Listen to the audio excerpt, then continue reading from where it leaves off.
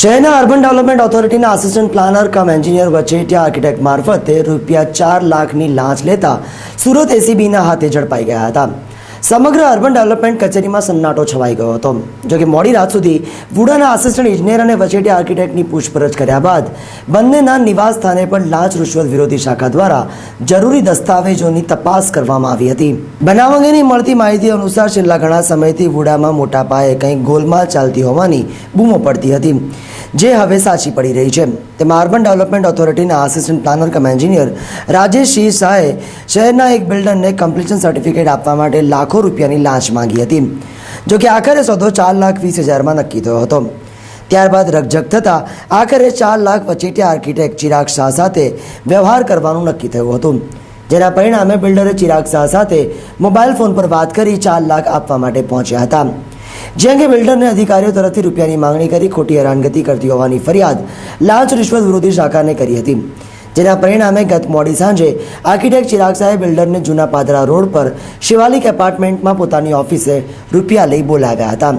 જ્યાં રૂપિયા સ્વીકારતી વખતે લાંચ રિશ્વત વિરોધી શાખાના અધિકારીઓના હાથે ઝડપાઈ ગયા હતા.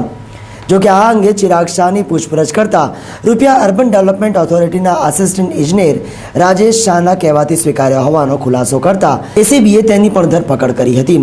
જોકે સમગ્ર મામલે એસીબી દ્વારા બંને લાંચિયાઓની ઓફિસ તેમજ નિવાસ સ્થાને પણ મોડી રાત સુધી ચેકિંગ હાથ ધરી જરૂરી દસ્તાવેજો કબજે કરી કાયદેસરની કાર્યવાહી હાથ ધરવામાં આવી હતી. સમગ્ર પ્રકરણમાં આ કામના ફરિયાદી છે રમણીકભાઈ ગોરધનભાઈ પટેલ. તેઓનું બિલ ગામે તેઓએ બિલ્ડિંગનો એક પ્રોજેક્ટ રાખેલો છે.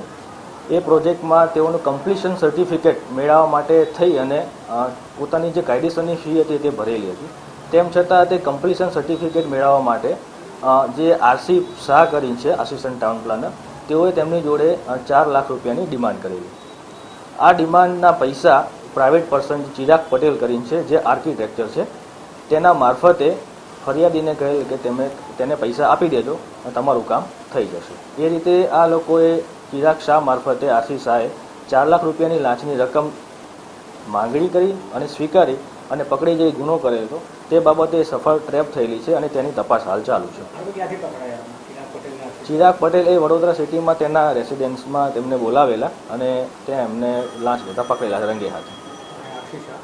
આરસી શાહ સાહેબે તેને સાથે મિલાપીપણું કરી અને આ લાંચની રકમની માંગણી કરેલ હતી, જેથી તેમને પણ પકડવામાં આવેલ છે, અટક કરવામાં. આરસી શાહના કહેવા મુજબ ફરિયાદીએ ચિરાગ પટેલનો સંપર્ક કરેલો અને એ રીતે ચિરાગ પટેલને પૈસા આપવાનું નક્કી થયેલું, જેથી એસીબીએ ચિરાગ પટેલને ફરિયાદીને ચિરાગ પટેલને પૈસા આપવા માટેનું છટકું ગોઠવી અને ચિરાગ પટેલ પૈસા લેતા અને આરસી શાહને પકડેલ છે. સર, આજે આરસી શાહ છે અગાઉ પણ અનેક વિવાદમાં સપડાય, તો એસીબી એ દિશામાં પણ તપાસ કરશે ખરી? આના સિવાય તપાસમાં જે બી મુદ્દા ખુલશે તેમાં સંપૂર્ણ આ વિગતે ધ્યાનમાં લેવામાં આવશે. રોકડ સાહેબ બધી કબજે કરી લીધી? રોકડ તમામ કબજે કરવામાં આવેલ છે. ઓડિયો વિડીયો ટેસ્ટ કર્યું? હા, વિડીયો રેકોર્ડિંગ કરેલ છે, ઓડિયો રેકોર્ડિંગ કરેલ છે.